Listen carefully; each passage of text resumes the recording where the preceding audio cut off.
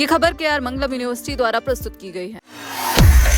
Supreme court ने मंगलवार को दिल्ली और सभी राज्य सरकारों को निर्देश दिया है कि वे 18 वर्ष से कम उम्र के सभी गिरफ्तार में या हिरासत में लिए गए प्रदर्शनकारियों को रिहा करें जिनका कोई पूर्व आपराधिक रिकॉर्ड नहीं है। इसके साथ ही अदालत ने पुलिस को इन घटनाओं से जुड़े सभी डिटेल साक्ष्यों को सुरक्षित रखने का भी आदेश दिया है। तो आइए विस्तार से समझते हैं आखिर क्या है पूरा मामला। नमस्कार, आप देख रहे हैं दैनिक जागरण और मैं हूं आपके साथ अजय सिंह राजपूत। अदालत ने ये भी कहा कि नीट प्रदर्शनकारी छात्रों के खिलाफ पुलिस की ज्यादती से जुड़े सभी आरोपों की एक निष्पक्ष और स्वतंत्र जाँच होनी चाहिए। शीर्ष अदालत ने यह टिप्पणी ऐसे समय में आई है जब विपक्ष 20 जुलाई को सांसद की ओर मार्च कर रहे प्रदर्शनकारियों के खिलाफ पैलेट गन के इस्तेमाल का लगातार विरोध कर रहा था।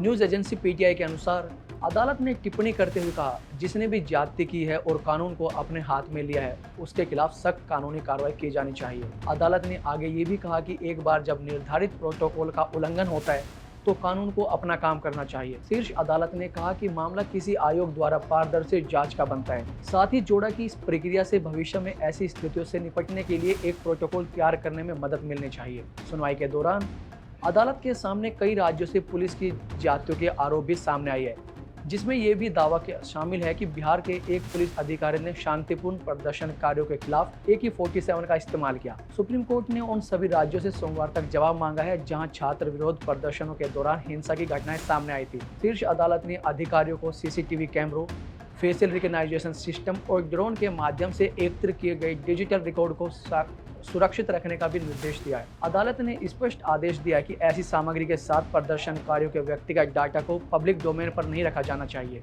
वरिष्ठ अधिवक्ता प्रशांत भूषण ने अलग से प्रदर्शनकारी स्वयंसेवक जुनैद मलिक की ओर से दायर एक याचिका का जिक्र किया, जिसमें आरोप लगाया है कि पुलिस ने उनके और उनके परिवार के साथ मारपीट की है। इन दलीलों पर गौर करते हुए मुख्य न्यायाधीश सूर्यकांत ने कहा कि अदालत के समक्ष रखी गई सामग्री बताती है कि ऐसे आरोप है जिसकी बारीकी से जांच की जानी चाहिए। उन्होंने कहा कि अगर हम व्यक्तिगत तथ्यों को देखना शुरू करें तो हम सबसे सहमत भाषा का यही स्पष्ट कर सकते हैं कि प्रथम दृष्टया यह हिंसा से जुड़ा मामला है, इसलिए हम इन मामलों की सुनवाई कर रहे हैं। केंद्र सरकार और दिल्ली पुलिस की ओर से पेश हुए सॉलिसिटर जनरल तुषार मेहता ने कहा कि याचिकाकर्ताओं ने पुलिस पर अत्यधिक बल प्रयोग करने का आरोप लगाया है। उन्होंने स्पष्ट किया है कि पुलिस द्वारा की गई कोई भी गलत कार्रवाई से निपटा जाना चाहिए। मेहता ने कहा, अगर ऐसा है तो उन्हें दंडित किया जाना चाहिए और उचित कार्रवाई की जानी चाहिए। हालांकि इसके साथ ही मेहता ने अदालत से ये भी कहा कि विरोध प्रदर्शन के दौरान 250 से अधिक पुलिसकर्मी भी घायल हुए थे। उन्होंने कहा, एक सच है, एक दूसरा सच है और एक परम सत्य है जिसकी जांच इस न्यायालय को करनी चाहिए। मुख्य न्यायाधीश ने पुलिस कर्मियों के हुए हमलों पर आरोपों की भी जांच होनी चाहिए। ये स्पष्ट होना चाहिए कि इसके लिए कौन जिम्मेदार है। पुलिस अधिकारियों पर हुए इन हमलों के मुद्दे को भी संबोधित करने का आवश्यक है। क्या ये छात्र द्वारा किया गया या किसी के द्वारा?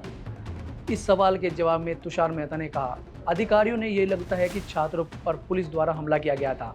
उन्होंने दलील दी, हिंसा संभवतः उन उपद्रवियों या बिन बुलाए मेहमानों द्वारा की गई होगी जो प्रदर्शन में घुसपैठ किए गए थे।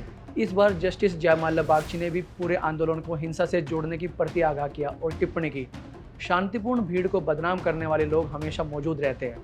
बाकी इस खबर पर आपकी क्या राय है, हमें कमेंट बॉक्स में जरूर बताएं। देश और दुनिया की तमाम खबरों के लिए देखते रहे दैनिक जागरण। नमस्कार।